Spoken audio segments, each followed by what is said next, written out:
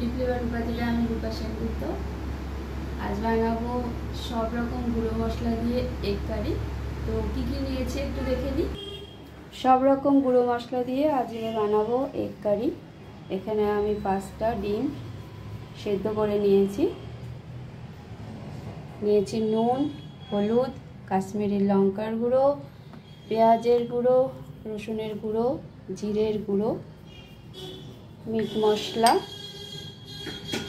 1 বাটি সর্ষের তেল আর 2টো মিডিয়াম সাইজের টমেটো বড় বড় টুকরো করে কেটে নিয়েছি। ডিমগুলোতে নুন হলুদ মাখিয়ে নেব। 1/2 চামচেরও কম নুন দিয়ে দিলাম,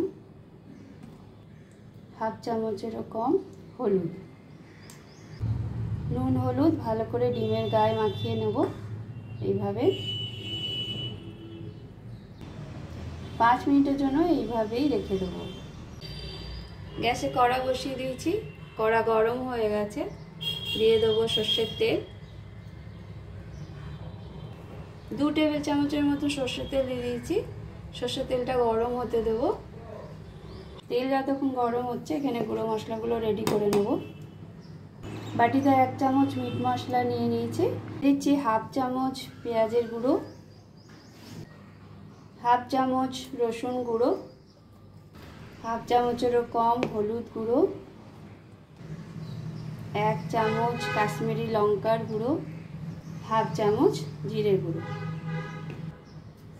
এই গুঁড়ো মশলাগুলোর মধ্যে দিয়ে দিচ্ছি সামান্য জল।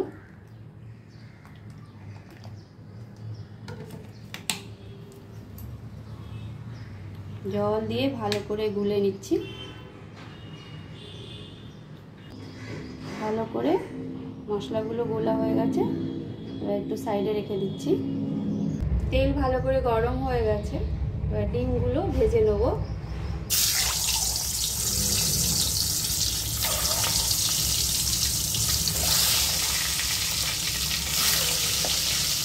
ডিমগুলো হালকা ভেজে তুলে নেব।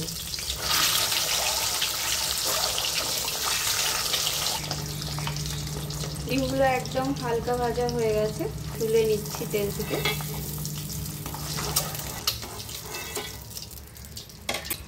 এই তেলের মধ্যে দিয়ে দেবো গুলে রাখা গুঁড়ো মশলাগুলো।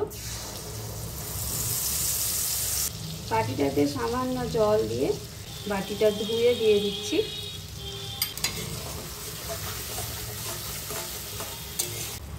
গুঁড়ো মশলাগুলোকে 2 মিনিটের জন্য ভেজে নেব। গুঁড়ো মশলাগুলো যতক্ষণ ভাজা হচ্ছে এখানে টমেটোর পেস্ট রেডি করে নেব।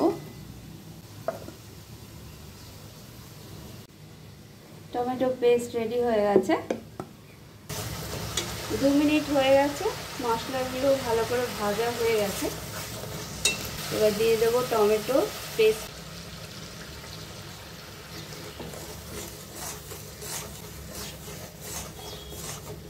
টমেটো পেস্ট দিয়ে 5 মিনিটের মতন কষিয়ে নেব, টমেটোর জলটা যাতে একেবারে শুকিয়ে যায়।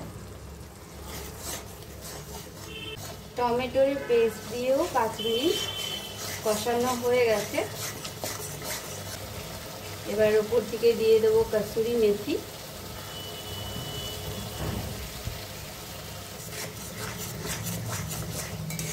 দেবো ডিমগুলো।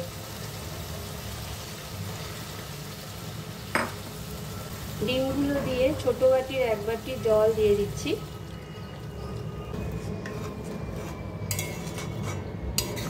দিয়ে দিচ্ছি 1/2 চামচ নুন।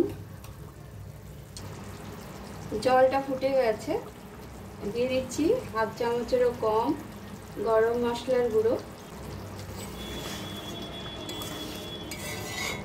যেটুকু জল দিয়েছি তার অর্ধেক কমিয়ে নেব। জল অনেকটাই শুকিয়ে গেছে। এবার নুনটা একটু টেস্ট করে নেব, সামান্য নুন লাগবে। দিয়ে দিলাম, দিয়ে দেবো 1/2 কিউব বাটার।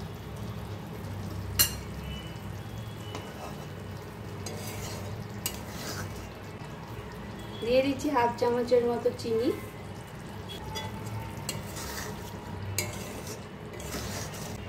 সব রকম মশলা দিয়ে আমার এগ কারি রেডি হয়ে গেছে।